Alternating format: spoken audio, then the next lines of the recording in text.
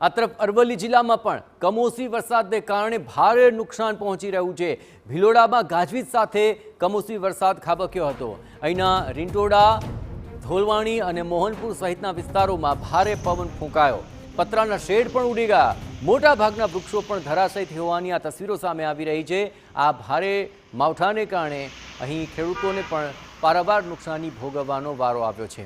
અનેક વિસ્તારોમાં ભારે પવન સાથે વરસાદ ખાબક્યો હતો, જેને કારણે અહીં રસ્તા વચાળે પાણી વહેતા થઈ ગયા। અનેક વૃક્ષો પણ ધરાશયી થયા।